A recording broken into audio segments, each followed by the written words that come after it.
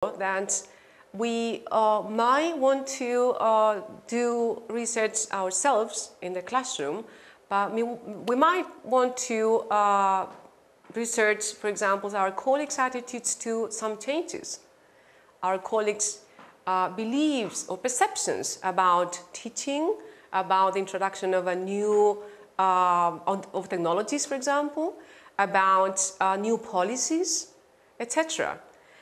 So for that, we might work with some other people, either another colleague, for example, or even across institutions or schools.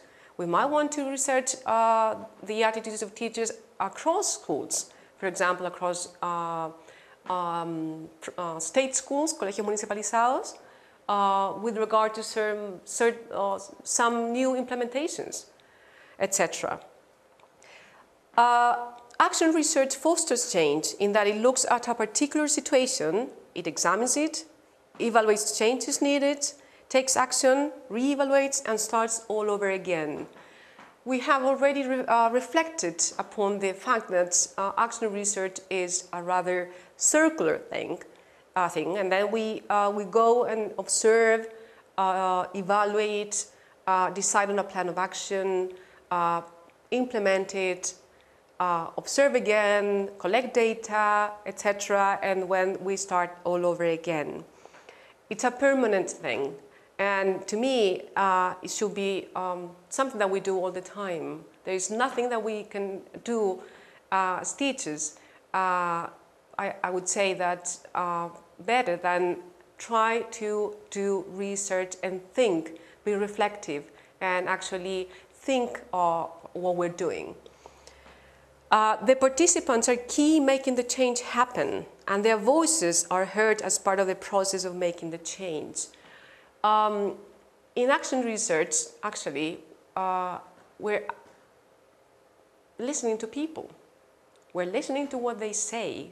We're listening to what they feel many times. We're listening to their perceptions, and they are the ones that actually will make the research happen. There is no point in me investigating anything alone if I don't implement something that comes from my context. And my context are the people I'm teaching, my students, the people I'm working with, etc. So it's they we have to listen to.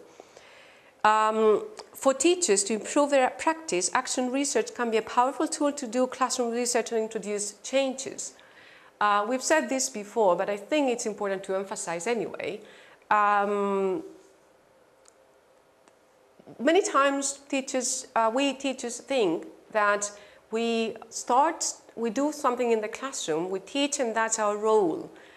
However, one of the great possibilities of action research is that it impacts not only the changes that we might want to make, but also our attitude and our professional development. This is a very powerful tool for teachers to keep learning, to keep researching, to keep improving. And finally, data collection and analysis are key to gather information, evaluate and make the necessary changes.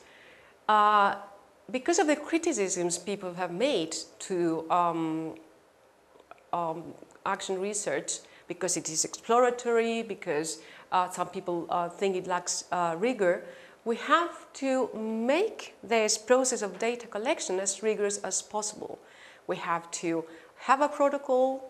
We need to decide how we're going to collect the data.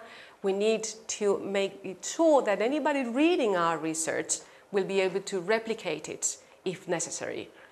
So I invite all the teachers to start doing action research and think in a reflective way.